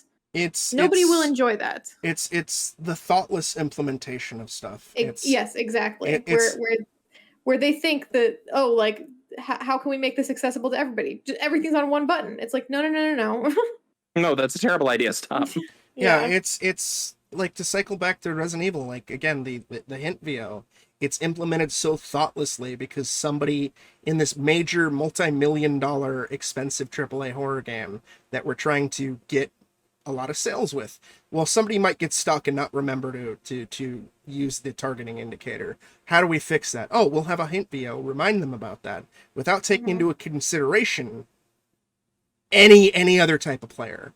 Because I would argue that probably only a small-ish percentage would forget about the targeting indicator, Yeah. and even smaller would constantly forget. Yeah. And And I mean that kind of hint VO is the stuff of memes, like old school, right? Yeah. It's the defend that burger town of hint VO, where you're like, yeah, I get it. it's Stop what saying Ego it. it's what Ego Raptor was talking about in his Mega Man X sequelitis video. Yes, brilliant video. Of game design and conveyance. And like his entire point is like, again, and that's kind of what really clued me in on how often this shit happens, because a lot of times I used to tune it out when I was a lot younger, because that's what you do. Honestly, before you pointed it out, a lot of times I also just completely tone out hint VO. Yeah. And it becomes noise to me. yeah, and that's it's super unfortunate that happens, that you just tune shit out. Like one of his main things is just talking about how the brilliance of, like, granted, admittedly, Mega Man X is more simple to play because it is a 2D side-scrolling platformer shooter type game, right? but it teaches you how to play the game without any tutorial, all in the first fucking mission of the game. Like, you learn every mechanic without the game stopping you, or without a hint VO of like as Eoraptor points out in the video, or makes fun of, like, Mega Man, press the X button to shoot your blaster or whatever. Like, there's none of that shit. You learn literally just based on playing the fucking game. Yeah. And obviously that doesn't necessarily translate to more complicated 3D games, but there's like 1-to-1, but there's still ways to go about it, I think, without implementing it so thoughtlessly, which is the problem with Balan and most hint VO. Yeah. I mean, people still fucking bitch about Navi from Ocarina of Time from I was 1998. gonna say Navi's a great example of hint VO gone wrong, I think. Yeah, like, that was memed to high heaven and everybody hated it, but everybody keeps using that as the example as to what we need to do. Yeah. And it's like, yeah, I get it. Sometimes you have, focus testers who don't understand where to go, and you gotta paint a giant arrow on the ground to get them there. But, Yeah. sometimes there's better ways, for sure. And there's ways to do it in such a way that's, like, non-intrusive to people who know what they're doing. Yeah, and before anybody, like, hears this is not a get good thing, all right? No. This is not a LOL, you can't do Dark Souls, get fucking good, scrub. No. I do appreciate Dark Souls' hands-off of just learning how to play the game by playing the fucking game, but that's not, that type of game, especially because the difficulty's not for fucking everybody, it's fine. But I understand that tutorials need to be there for more complicated games, and hint VO can be there to help guide less experienced players. But don't be so thoughtless about it. Yes, definitely. I think the first time I play through a game, I appreciate hint VO to a degree. Like if I think the one that always frustrates me the most is when I'm, like, struggling on a puzzle, or, like, I'm trying to figure something out, and then somebody's like, "Hey, why don't you do this?" And I'm like, "Why don't you shut up?" Yeah. Why don't you just keep your fucking mouth shut, Yeah. AI, and stand over in the corner, and I'll call you when I don't want you to, when I want you to do something. It's like, hey, if you press this button, you can skip the puzzle. How about you fuck off, game, and let me solve the puzzle on my own? Because if I really am stuck, if I'm stuck on the game, and I want to get past this puzzle, and I'm sick of this puzzle, I'm gonna go to GameFAQs or YouTube. I don't want the game telling me how to do it. Yeah. Because it just feels condescending. I also understand people who don't want to do that and do want that. But then I think that's why it's nice to have options. Yes. I think accessibility options are like the best thing ever, because it's stuff you can turn on and off. It is such a beautiful quality of life change when you start a game on, like, a second run, like a new game plus, and the first thing you fucking get is a box that says disable tutorials. Yes. Oh, beautiful. And then I think God of War did that. Yeah, God of War lets me turn off tutorials at the because I turned off tutorials at the start of the game, because that's generally how I roll. Like, I don't because for me, like, I personally would rather figure out the game on my own, even if it means that I lose out on something initially and have to figure it out later or whatever. Because when I see a giant text prompt telling me how to play the game pop up on my screen, that breaks my immersion. Yeah. Or when I have someone screaming at me every 30 seconds to progress forward or solve a puzzle or do something, it breaks my immersion. So, like, if you give me an option to turn off tutorials or lessen hint VO, that's fine. You can then implement as much fucking hint VO or as many tutorials as you want. I don't fucking care, so long as you give me an option to turn that shit off. But the amount of games that I played where they don't allow you to do that is very upsetting. Yeah.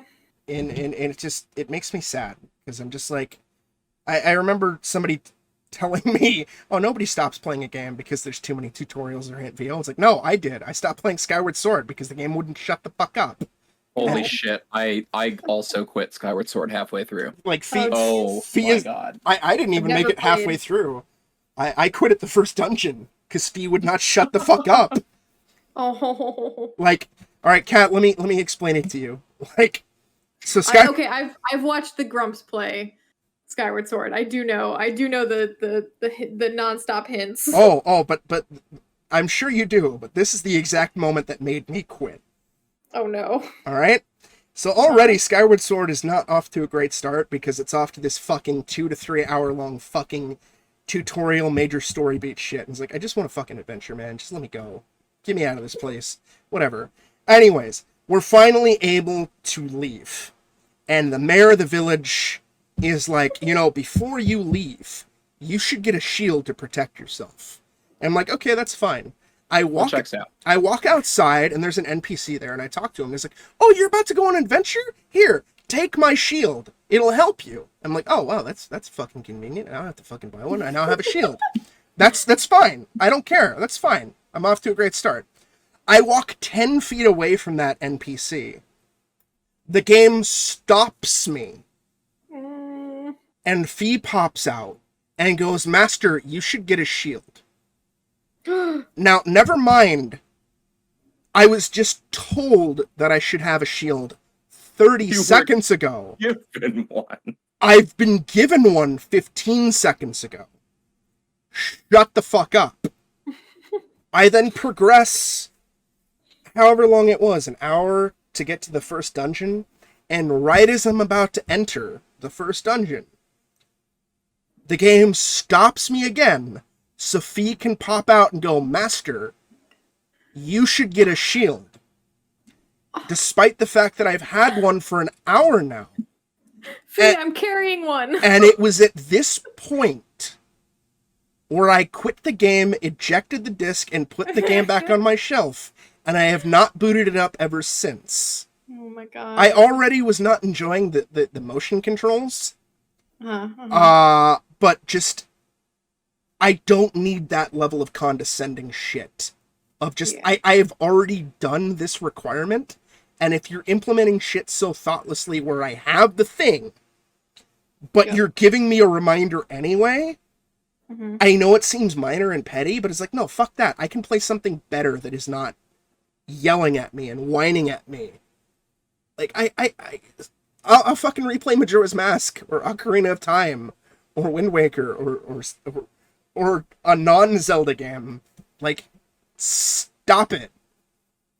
And then Breath of the Wild comes out, and it's like, hey, we're not going to give you really any tutorials, go ham. And then everybody I know praises Breath of the Wild, and I'm like, hey, you love Breath of the Wild and its lack of tutorials, right? Yeah, I do. And then they're like, and then I'm like, so can we, like, maybe ease back in the tutorials for our game? No. Oh, fuck you. No. No, we can't. But you just said that that's good game design.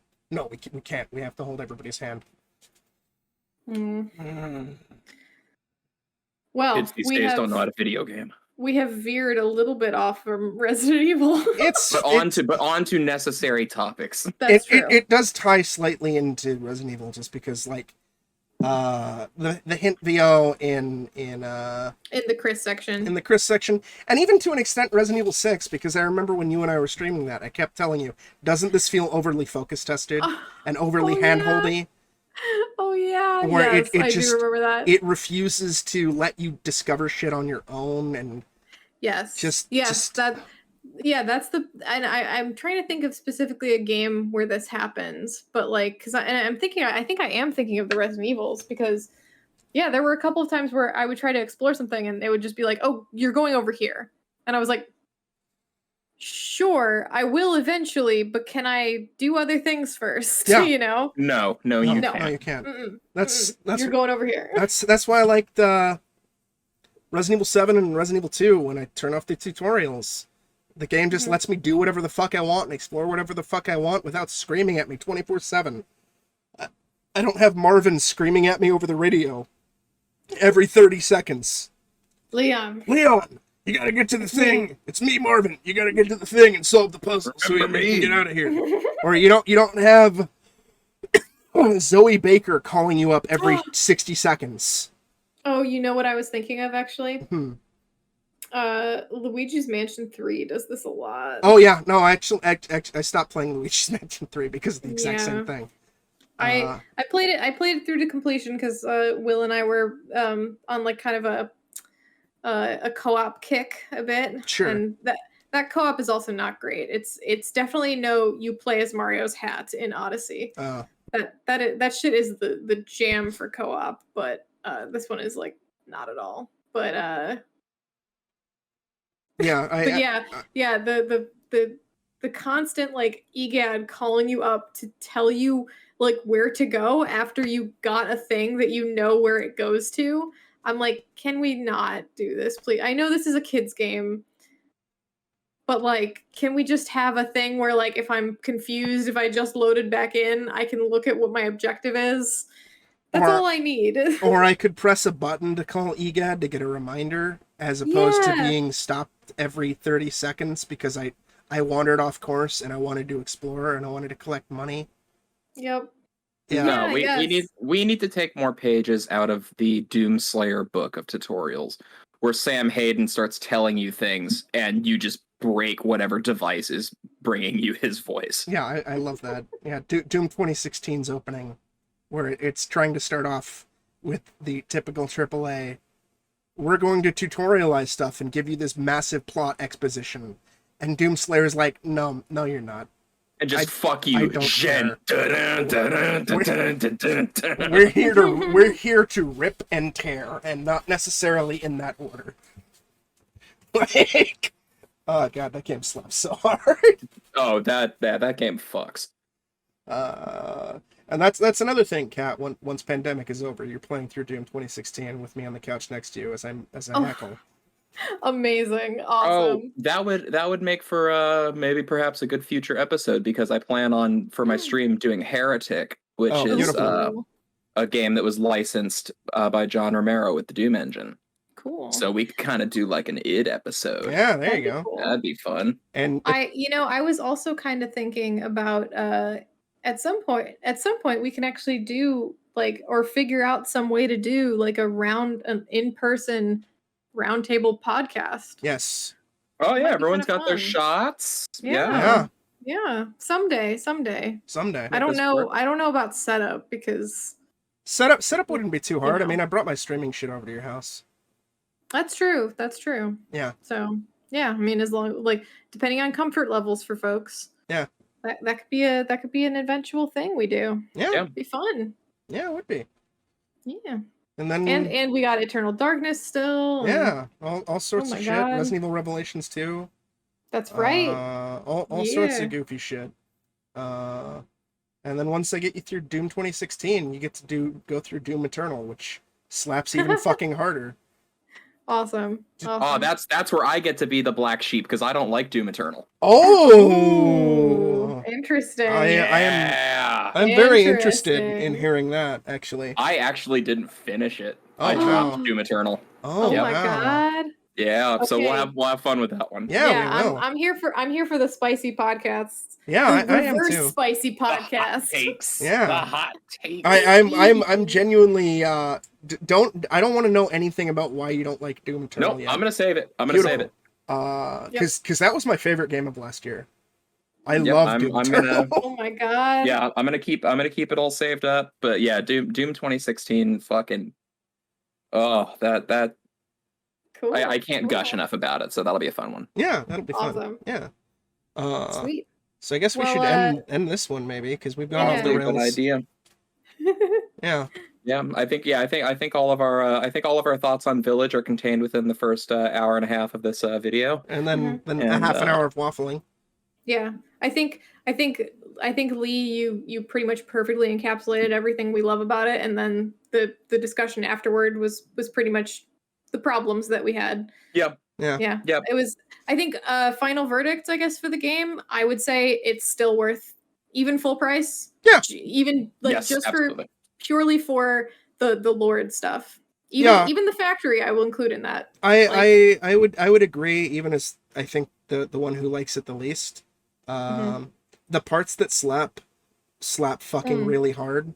So fucking hard. The entire Castle Demetrisk and the dollhouse are phenomenal. Oh, and you know what? Something I didn't bring up: the reveal that you're holding your daughter's head. Oh yeah.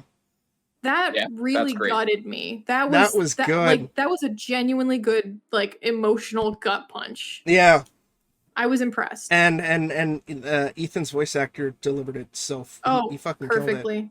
Honestly, Lee, I know you're like I know you're gonna cosplay as Heisenberg, and I strongly support it. And even though I didn't love the game, I'm kind of down to just cosplay as Ethan. Oh, that'd be bag on my head. I just need to like get the costume. There you go. Perfect. And that would be a fuck up my fucking hand. funny cosplay. Would be to put a literal bag on your head and have the rest of the costume be so obviously Ethan. That is 100% my plan. Just fuck up my left hand and get the costume down. Actually, before we go, one last thing. Mm-hmm. We all like Ethan, right? Yes. Yeah. What the fuck is up with the internet hating Ethan?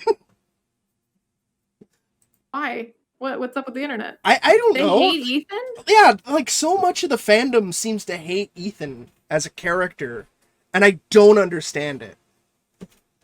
But why? I don't. Well, I was telling What did you he about do? nothing. I was telling you about it the other day, where it's like, where like there was that one person who was like projecting super hard of like Ethan's probably like a mansplainer Trump supporter. It's like, the fuck are you getting this shit from? What? What is this nonsense? I think the unfortunate answer to that is those people are the same ones that Capcom keeps bringing back Old Faithful characters to satisfy.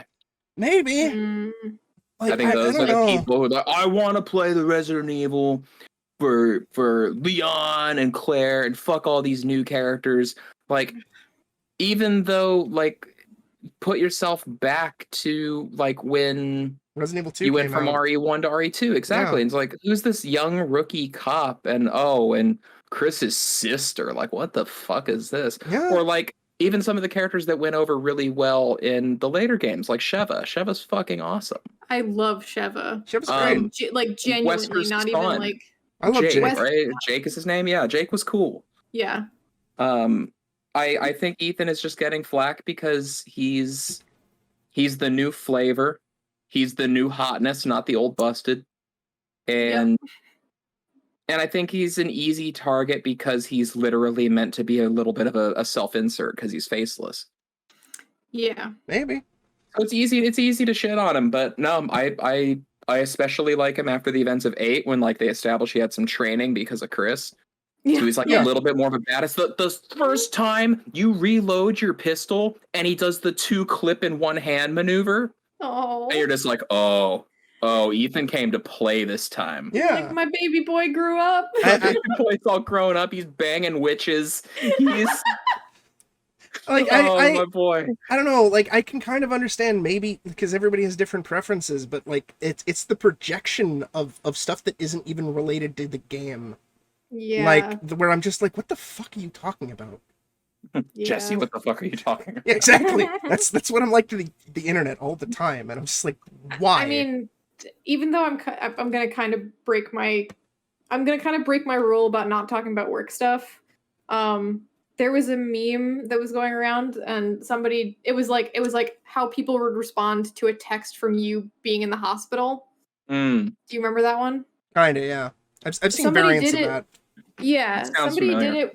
did it with Last of Us 2 characters, and they specifically had a picture of Mel that was incredibly unflattering, and had her respond with like, "Did I ask?" or something like that. And I'm like, y'all know Mel's an actual doctor that we very, very strongly establish is more concerned about people being injured than her own safety. Yeah. There's an actual cinematic in the game where she has been she's like 8 months pregnant. She has been shot, and she is tending the wound of someone who was shot in the hand.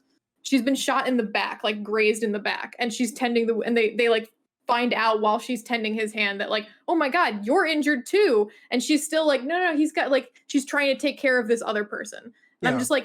I'm like, I get your ships, guys, but you cannot read a character so very wrong when it's in the lore, like in the actual game itself, that she is an incredibly caring person. Yeah. Yeah. So it was just like, as people just, and it's so I don't know if Lee has played The Last of Us 2. No. So Mel is like the other woman in this love triangle for like Abby. So that's why people who are into Abby being with the guy in the love triangle are like very anti-Mel. And I'm like, okay, I get it, but like you also have to understand that like we're presenting them as human beings, and she's presented as a very nice human being. And at least for me, I'm on team. They should both dump Owen because Owen's a piece of shit. 100%. We're not going to talk too much more about work stuff because I don't like to bring up work on this podcast. But yes, never be mad at the other woman if your man is cheating on you. Just period. This is real life advice. Yeah. If your significant other is cheating, be mad at your significant other. Yeah. All right. Yeah. And with that. Well, yeah, we've had more false endings on this than Infinity War and Endgame put together. Oh, jeez. Yeah, that's true. We've had more fake endings than the Lord of the Rings. I don't know if we've gotten that yet. Redemption. Oh, nice. There we go. All right. So once again, thank you for listening to Gooncast. You can find me on Twitch at twitch.tv/saber0307. Yeah, hopefully this should be up pretty soon. You guys gonna outro yourselves or? No. Okay. Well, fuck you then. I will. All right, this has been Lee Alder, the ValleyJester. You can check my shit on Twitch at twitch.tv/ValleyJester and on my website, leealdercreative.com. I've got a new project in the works that is nonfiction that I think is going to be quite exciting. I'm not comfortable sharing news on it quite yet, but we'll get there. Okay. Very cool. Is it just a documentary about my madness at Balan? Oh my god. Well, I need more footage. Lee's like, fuck you, Saber. I said I wasn't talking about it. Yeah, I don't want to talk about it. There we go. And yeah, just to quickly outro myself, the Attack Cat, playing some Nancy Drew games, doing some mystery games, and probably ghost hunting with you guys soon. Yeah. Oh my god. Actually, maybe by the time this is out. Who knows? Yeah, maybe. Who knows? All right. So, anyways, we'll catch you all in the next episode where we talk about Twin Peaks: The Return, because we finally finished it, and we have a lot to say. Endings.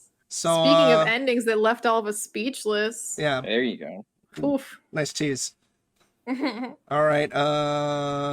Goodbye. Everybody get fucked.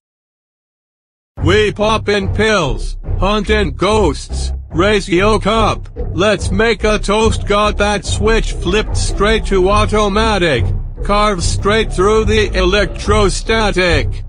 This farmhouse ghost playing hard to get, I flip the breaker, I'm feeling slick. Glow stick gives me the evidence, green handprint around my dick. Keep disbelief hung in suspension. Send yo bitch ass to the meat dimension. Think thrice, 4 ye approach us. We don powdered wigs, equip the blunderbuss. Think thrice, 4 ye approach us. Our dogs doth bark and pull upon thine cuffs. Indeed, think thrice before you approach us. 'Tis chamber music, indeed. We make the chamber music. No levity amongst the lunatics, the hoons and the goons. We write the chamber music. Not a single clean stall anywhere in this place. We gotta improvise. You can use my face. I'm tired of begging in this house of death. Just call me Seiko. I'm out of breath. I feel you fibbing on me, girl. I think that's really sweet. But I'll wait until you're dead. Photograph your titty meat. You can keep your abs and claim you scored. I meet my girls through the Ouija board. Think thrice, 4 ye approach us. We don powdered wigs, equip the blunderbuss. Think thrice, 4 ye approach us. Our dogs doth bark and pull upon thine cuffs. Indeed, think thrice before you approach us. 'Tis chamber music, indeed. We make the chamber music. No levity amongst the lunatics. The hoons and the goons. We write the chamber music. Necromancy on fleek. Don't even try hard. Picking up a hot date from the local graveyard. Ghost hunting love language. Call it emph jive. Life out the party and she ain't even alive. Smudge stick haze ruined my attempts. Blue balled so hard, I got freezing temps. Think thrice, 4 ye approach us. We don powdered wigs, equip the blunderbuss. Think thrice, 4 ye approach us. Our dogs doth bark and pull upon thine cuffs. Indeed, think thrice before you approach us. 'Tis chamber music, indeed. We make the chamber music. No levity amongst the lunatics. The hoons and the goons. We write the chamber music.